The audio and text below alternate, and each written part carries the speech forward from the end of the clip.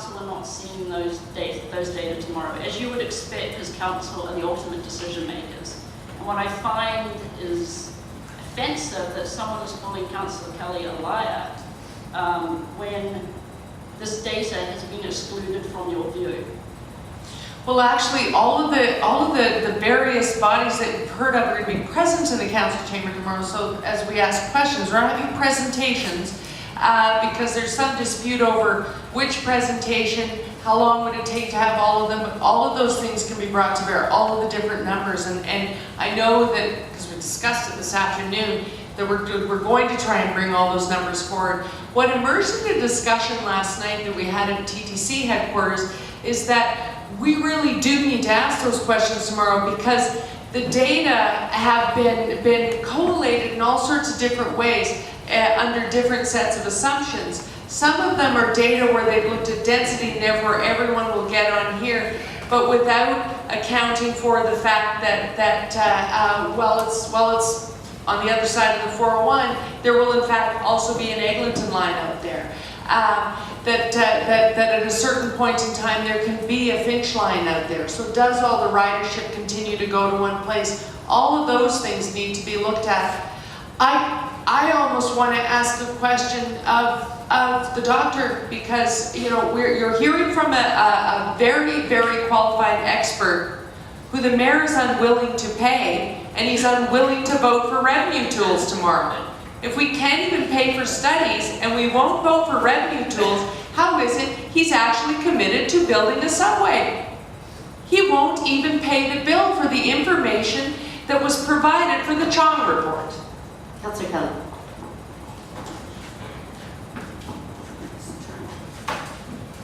Well done. Well,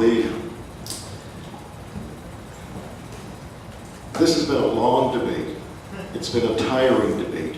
And the regrettable aspect of this debate is that all the experts and all the data are on the side of the LRT.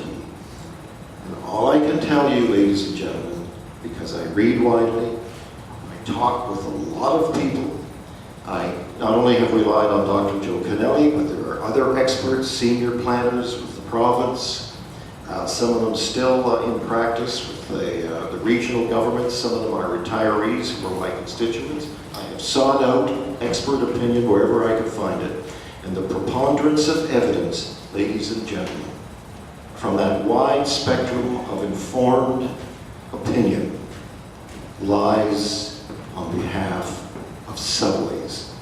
And it's regrettable that people who object to the data that I use and the arguments I build on them is met with epithets that are not relevant and not appropriate for a discussion of this importance and merit.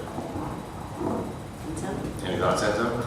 Well, I'm not sure. The doctor suggested that the numbers, the Metrolinx numbers, are different than the TTC numbers, right? Vastly different, right? I'm not sure if Councillor Carroll, I'm not sure if she has more insight into this, whether or not they were collated differently or what have you. But I think she makes a good point about the SRT is, I mean, the capacity there is going to be increased. So presumably there will be other ways of getting around. Sorry? It does take into account that. So being fed. Oh, I see.